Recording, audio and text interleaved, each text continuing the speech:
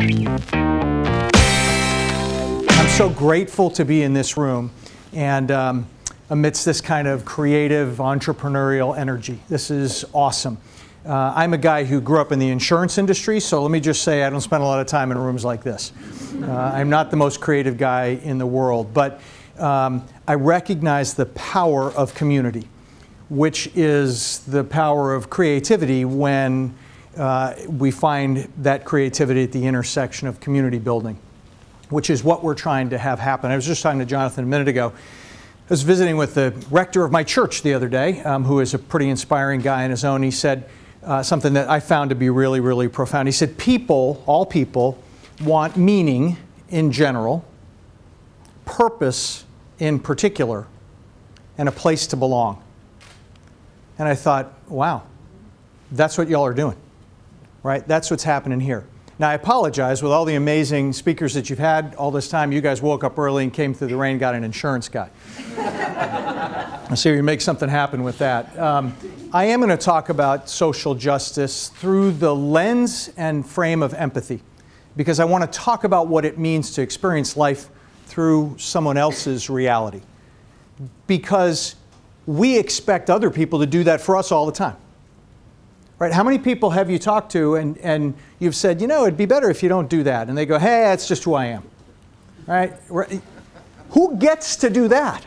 Right? Who gets to just be who they are? Yet we sometimes expect other people to just be who we are in order to see it through our eyes. And so that's kind of the process that we have to work through. But I want to talk about this in a larger frame. So I want us to get to work a little bit today. So we're going to talk a little bit about data and the circumstances we find ourselves in our global society today, and then what we're each called to do and to be in return, okay? So let's get to work.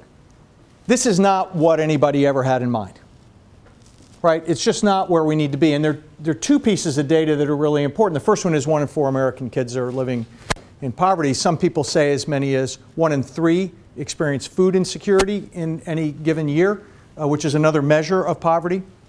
That may be a better one because this measure of poverty depends on that number, a family of 4 living on $22,000 a year, which is ridiculous. So among the things that we do in terms of government statistics is we manipulate that number so that the number never gets much worse than where it is now. Right? You can expand or contract that number. So we have to watch both sides of that. You have to ask yourself why we are where we are. We're in a place where the chances are about 1 in 3 if you're an African American man that you're going to be incarcerated in your lifetime. That agenda was basically the over-incarceration agenda is pushed by private prison companies. Why wouldn't that be the case? Why are we in this place? We have educated, moral, community leaders fleeing war in the Middle East, and we're putting up razor wire to keep them away from countries that need economic stimulation. I heard an interview a couple of days ago on NPR with a fellow who has 3 degrees. He's a Syrian, he has 3 degrees, incredibly intelligent, incredibly articulate, speaks English very, very well. He's in a camp now because he can't get registered. He wants to go someplace in Europe and work. He wants to go someplace where the demographic is aging, where they have no prospects. They need young, productive people. Yet we've been taught to hate and to keep them out. We're in a world where the gap between the rich and the rest is as great as it has been since the 1920s. Why are things this way? We foul Mother Earth and argue about whether that's right or that's wrong. It's hard to think about this without kind of coming to some conclusions about why we've allowed it to get to this place. So I think there's a fairly simple set of reasons. Most of us have been looking at this picture for a really long time, the blue marble, right? What's different is actually, I've been looking at a picture like that for, you know, pretty much my whole life. Most of y'all are a little younger than I am, so maybe for a little fewer years. This one's brand new. That photograph's about 2.5 months old. A really new look at a world which actually makes sense because we have a little different way of working in this world than we did in the world in the 1960s and 70s. This is a world that's sharply divided. By the way, that wasn't retouched. That's a real photograph. It's disconcerting. Are you rich or are you poor? Are you red or are you blue? Does this mean heritage or racism? Which Jenner is your hero? We're in a world that divides us constantly. Should this woman ever be able to be president of the United States? Interestingly, a couple of leading candidates for that office believe that as a Muslim she shouldn't be. Where do you stand on issues? How divided can we be? At the end of the day, we have to ask ourselves, what do we value? I think the way our society behaves, we value an ideology of self-interest, where there are always winners or losers. I believe we act in a way that makes it feel like we think that life is a zero-sum game. It's you versus me in that zero-sum game. We celebrate the wrong things. My son thinks this guy is really cool. I'm working on it. We believe in corporate primacy. We think Coca-Cola is a huge philanthropist because they give money to build kids' playgrounds while they build products all day long that make kids fat. I don't get that. I'm not kidding about this, right? So I love my son-in-law. He is terrific. I would have to say that because he married my daughter. But I really believe it. He's a great guy. And when I met him about 6 years ago, he was a consultant on Wall Street. And he showed up to have a drink with me, which is the cool thing to do when you're meeting somebody who's about to be your son-in-law. You're in some bar somewhere, and he shows up, and his business has forced him to read Atlas Shrugged. I'm not kidding. I'm not kidding. By the way, a whole generation of investment bankers were forced to read Atlas Shrugged. And he shows up, he's carrying, so before Kindle, he's carrying this big thing. He puts it on the table. He sits down with me to meet his future father-in-law, and he's reading Atlas Shrugged. It was a long night for him. But he turned out okay. But literally, this is the core of Ayn Rand's view of life. Now, there's some nuance to what she means by altruism, and there's some richness to the dialogue that's represented by this statement. But the statement itself is abhorrent. I don't think that's what we value. I don't think that's the set of values that creates sustainable, robust, nurturing, productive communities. I don't. I'm a Y kid. I grew up in the Y. My dad ran veterans hospitals and apparently developed some ability to turn around failing hospitals. Today, he'd be very busy, from what I understand about the Veterans Administration. But in any event, we moved around a lot. I went to 5 grammar schools. And everywhere we went, we found the church and we found the Y, and my whole childhood was built on what adult is going to be nice to me next. What a great way to grow up. And in the Y, we learned 4 values. First of all, raise your hand if you're a Y kid or been involved in the Y. Great, perfect. You probably can do this. So I coach Y basketball now. We sit down in the middle of every game and we talk about the Y values. And my little middle school team says to me, caring, honesty, respect, responsibility. Those are pretty good. That's not a bad start. It would be really hard for anybody in this room to go, hey, number 3 on that list sucks. Right? That's a pretty good place to start. So when I said values, some part of the group in the room went, uh-oh, this is going to go to an ugly place. Thank God I didn't say family values, because then we'd have been done, right? Values are not meant to divide us. They're meant to unite us. They're meant to be the things that we care most deeply about, that we can organize around and commit to and act on. I think those work. And if we start with that, then all of a sudden we start thinking, okay, how do I behave in a world that doesn't look like it's behaving in a way that's consistent with those values? What am I called to be and to do? Did any of y'all read the Stanford Social Innovation Review? Start. So Harvard Business Review is like the august journal of business, and actually it's pretty cool, and they deal with an awful lot of important things, and it's really worth reading most of the time. The Stanford Social Innovation Review is a more important publication. No less scholarly, no less dense. By the way, I'm not promoting it very well, am I? I'll bring it up. Yeah. I got it. Good. The point of the Stanford Social Innovation Review is it is a book about the discipline of what it takes to change the world. The discipline of what it takes to change the world. And SSIR said recently this: these times demand leaders who can shift their communities out of neutral. We cannot be neutral in the face of, catch this, august, business-based scholarly journal, okay? In the face of staggering inequality, decreasing opportunities, low social mobility, and the steady destruction of our natural environment, especially knowing that there are powerful interests that are organized and resourced to keep things that way. Holy smokes. You need to read any more? That's why private prisons make an agenda of over-incarceration so they can drive profit to their shareholders.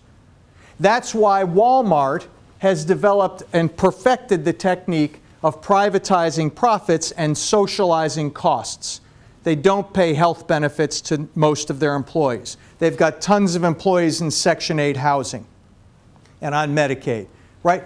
These are the agendas that are organized and resourced to keep the things that way. Walmart needs generational poverty so that they can have minimum wage employees and people to buy their goods.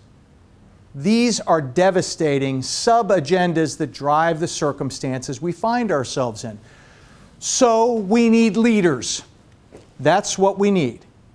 Now we need a certain kind of leaders, not that kind of a leader. Leader, yes, but not so good. I don't think we need this kind of a leader.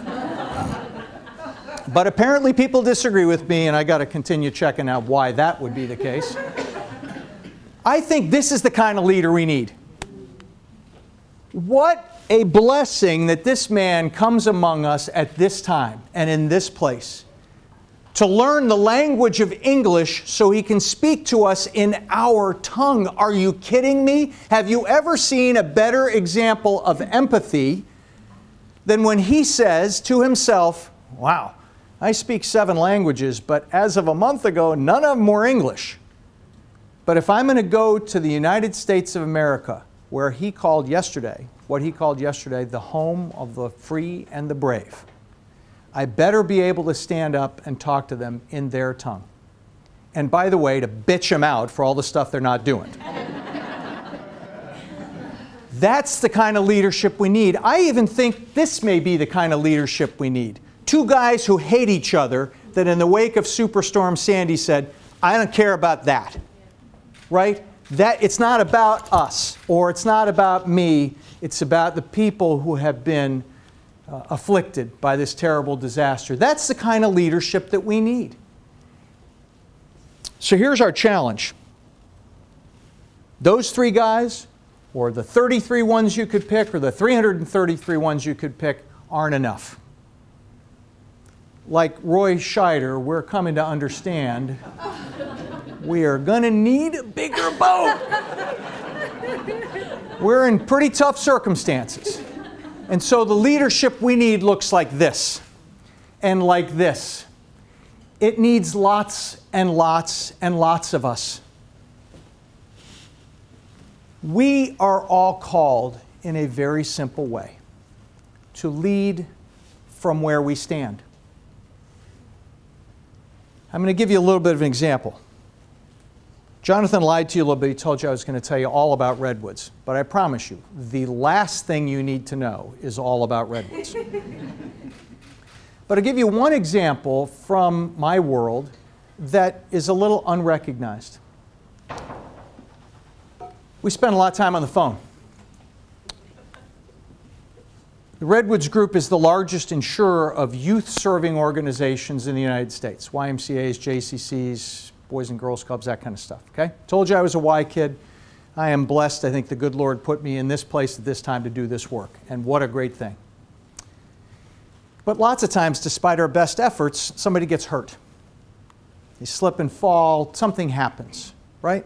And so we get a phone call, or we make a phone call to a mom whose child has chipped a tooth, broken arm, whatever the case might be. Sometimes much, much worse stuff than that. Now, in the insurance industry in general, I'm going to make you all claims adjusters. Your day is getting worse by the moment. But right now, I'm going to make you all claims adjusters in the insurance industry. And among the things you have to learn immediately is you have to begin your day and your phone call with every injured party acting against your basic human interest. In fact, I'm going to train you and indoctrinate you and orient you to do something you don't want to do. Here's what it is. If you run into your neighbor, you're coming home at the same time, talking over the back fence, whatever it is, and she says, "Oh, my son fell down and was really badly hurt." What's the first thing you're going to say to them? "Oh man, I'm sorry that happened." Not if you're a claims adjuster. In fact, in most of the insurance industry, you are banned from saying that. Because that gives the impression that we're going to send you a bunch of money. When we hire claims adjusters at Redwoods, most companies have an orientation process, right? You go through your orientation. We have to go through a disorientation process. We have to teach people to unload the baggage of what they've been trained to do, because the first thing I want them to do is to say, "I'm really sorry that happened. How's your son doing? I'm sorry that happened to you at the Y or the Boys and Girls Club or wherever. Let's see if we can work to help you guys heal. Let's see if we can make you whole." Because that's what we have the God-given opportunity to do. That's this incredibly complex, technical, sophisticated, advanced claim handling skill. It's called empathy. In our company, we invite people to be their whole human, authentic selves in doing what they do. And you know what's amazing? People on the other end of the phone begin to heal in our care. Now, sometimes we have to send them a big check. I had to have a conversation face-to-face about a month or so ago with a mom and a dad and a grandpa whose daughter had fallen from a zip line and died. And I had to have a conversation with them about money. How do you have that conversation? By the way, my daughter has been on that zip line 150 times. The phone call that came to that family could have come to my family just as easily. The only way to have that conversation about money is to say there's no amount of money that's adequate. No amount of money that would replace your daughter. But if there's some amount of money that would allow you to get beyond this and begin to get at the bigger wounds, and I can be helpful in that regard, let's do that. That's what we do for a living. Because our business is organized around a little girl like this, not around a pile of cash. We didn't start Redwoods to make money. I'm not kidding. I didn't just, have a little bit of a mistake in my script. We started Redwoods to keep kids safe from drowning and from sexual abuse. 3,500 people die by drowning every year in the United States. 1,500 of them are kids. Between a third and a half of those kids will die by drowning in a pool that has a lifeguard on the deck. Completely counterintuitive. 100,000 kids will be sexually abused this year. The chances are 1 in 10 that a child who turns 18 in the United States this year will have been sexually abused. That's what we're dealing with. We happen to know who's most likely to drown and in what circumstances. We happen to know how to teach a lifeguard to watch the water differently. We know how a predator grooms a child to be receptive to his sexual advances. We know how to stop all these things. At Redwoods, there is purpose beyond profit. Now, by the way, we're not apologetic about having to make a profit, because for us, profit is a metric of sustainability. If we can't be profitable, we don't get to do what we came here to do. Okay? It's just not our purpose. It's not the end to what we're trying to do. There are 47,000 kids in Wake County who will go to bed hungry tonight. 47,000 kids. And so what you want to say is, wait a minute, I thought we fed all those kids at school. Yeah, about 80% of those meals go unconsumed.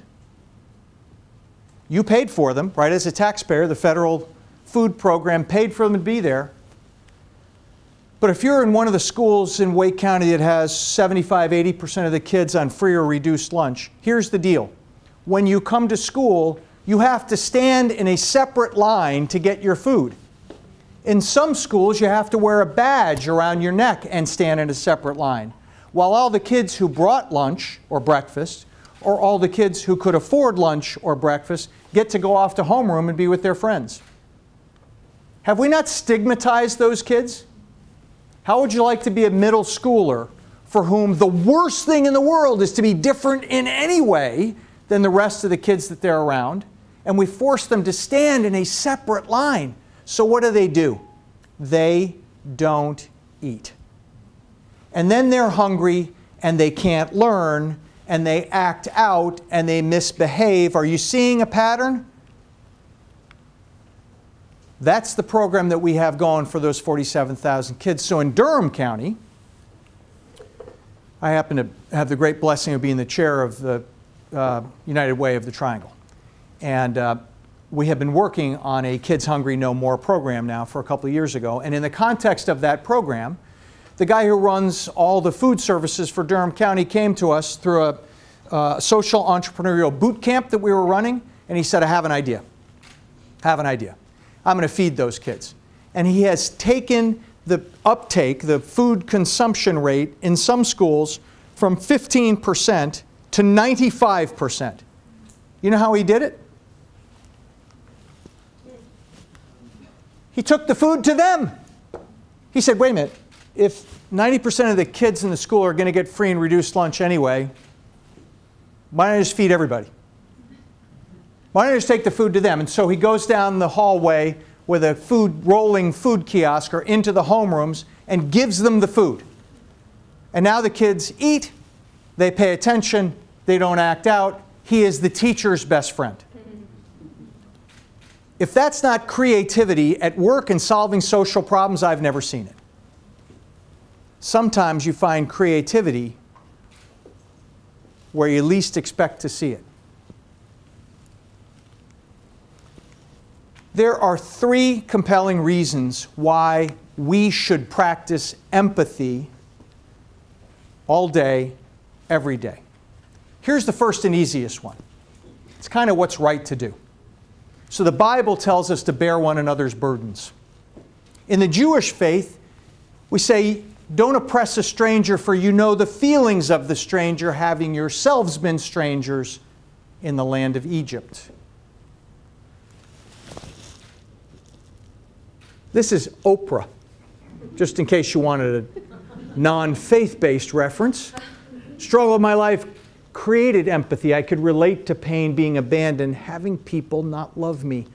All of us have been strangers in some way at some time. At the moment, we might be cool. It's not hard to imagine the pain of another, but it's crucial to do that. I can't attribute this quote to anybody because it's mine. We don't have to bear our burdens alone. But the only way to make sure we don't is if we don't see our blessings as being uniquely ours either. The good Lord gave me the ability to run a company. Wow! You think I'm the smartest or hardest working guy in the whole world? I'm not. Lou Piniello is a great baseball manager, and he had a great quote. He said, the people I hate most in life are the people who were born on third base and are convinced they got there by hitting a triple. We were born on third base. Really? You really think you got to where you are by your own hard work? We got here by the grace of God or some greater power or the universe delivering us to this place. We didn't get all these blessings to keep. We got all these blessings to share them so that others don't have to bear their burdens entirely on their own. And there probably was a time when somebody helped us to bear our burdens. And there probably will be that time again. These are the core principles of community. In 1930, in blessing a new church in Chapel Hill, the Episcopal Bishop Penick said, "Self-sufficiency belongs to shallow souls." We're not shallow souls. So the first reason, morality. The second reason is it's good business. What? My friend Jim Goodman, who kind of in a minor way owns Capital Broadcasting, and the bigger reason to love Jim Goodman is because he owns the Durham Bulls, says no business can succeed in a community that's failing, which is a really good way of saying this. Henry Ford said it differently. He said, if I don't pay my people enough, they can't buy my products. A little bit of self-interest. But that's just kind of how it works, right? I am on the board of directors of the Mary Reynolds Babcock Foundation, which is a foundation focused on lifting people and places out of poverty in the Southeast. We have about $180 million in investments that funds about $7 million a year in grants. Okay, so that's kind of how the foundation works. In the last year, we moved all $180 million of our investments to social impact investing. All of it, 100% of it. Here's why. We were investing pretty heavily in grants and program-related investments in West Virginia, in communities that had been disadvantaged by mountaintop removal coal mining. Right? So the tourism had gone away, hunting, fishing had gone away, nature was being destroyed, these towns were being victimized, and so we were giving them grants to create slow food, all kinds of other economic opportunities. Then we looked at our investment portfolio and we realized we were heavily invested in the businesses doing the mountaintop removal coal mining because our portfolio was invested for financial return and our grants were invested for social return. So what we said was, that's not a good idea. We're canceling each other out. So why don't we line up our interests? And everybody said, whoa, you're going to take a haircut on the financial return. The only place you make money is in sin stocks. Be careful with this. Okay, great. So we found some people who didn't believe that. And we began to invest for environmental, social, and governance performance. You will learn more about ESG metrics over time. So we reallocated our portfolio to people who were either doing less harm or people who were doing more good. When we retrospectively recalculated the return on the portfolio, the repositioned portfolio versus the old portfolio, 50 basis points higher in the socially responsible portfolio. 50 basis points. You know what people do for 50 basis points? They program their code so that their engines will behave differently while they're being tested. I'm sorry. You knew I was going to work that in there. So what we're beginning to do is find that the providers of capital are rewarding people who behave well and punishing people who don't behave well. Behaving well is good for business. Here's the last reason. You might wonder what I'm talking about there. This is Nick Hanauer. You ever heard of him? Nick was the first and largest initial investor in eBay. So let's just say that he's done relatively well. Also a huge investor in Amazon. So Nick Hanauer, it's safe to say, is uber rich. And he goes into rooms filled with other uber rich people. And he says, I'm wealthier than everybody in the room. Let's just start with that. And if you think you're wealthier than me, shut up. I got more money than all of you put together. So do we now feel like we're together? I'm not some wacko off from whatever. What I'm going to tell you right now is we have a problem. And the problem is that there's no time in human history when there's been as much of a gap between the rich and the rest as there is now, and there hasn't been social unrest. The pitchforks are coming for us. And when he says, when they come, your candy-ass little security gate on your community isn't going to do a thing to keep them out. So Security might motivate you to behave in a way that's slightly more empathetic, so we begin to create opportunity for all of us. There are all kinds of reasons to behave differently, but at the end of the day, the reason is very, very clear. We need you to lead. We need you to behave in the way that your most basic human instincts call you to behave. Call all of us to serve. Whether it's on a Saturday building a house for Habitat, whether it's being a volunteer for a YMCA camp event, that picture inspires me all the time, or if it's showing up on a Moral Monday to argue for better funding for education or better respect for women's decisions or whatever cause you truly believe in, we are being called all day, every day, to lead. You can only lead from where you stand, but you must lead. But you must lead. Now, virtually every input you're going to get from everywhere once you turn the TV on is going to say, me, you, win, lose, do what's right for you, I got mine, those people are different. The whole cacophony of messages is different than what you're hearing here today, and is different than what you're hearing when you listen to your own authentic heart. Our hearts tell us to love, not hate. Our hearts tell us to live in community, not in isolation. Yet to behave in this way requires an act of moral courage. It requires the act that says, touch one another. Live in one another's shoes. Bobby Kennedy was in South Africa in the mid-60s talking to the equivalent of their kind of Peace Corps.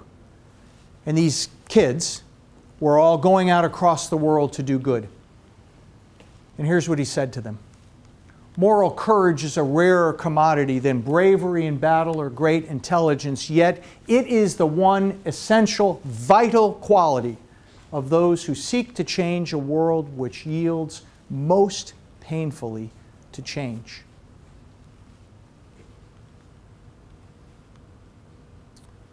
I love Bobby Kennedy. I love his heart. Every now and again we get the glimpse of that kind of a leader, like the Pope here in America this week. That leader is in every one of us. Thank you.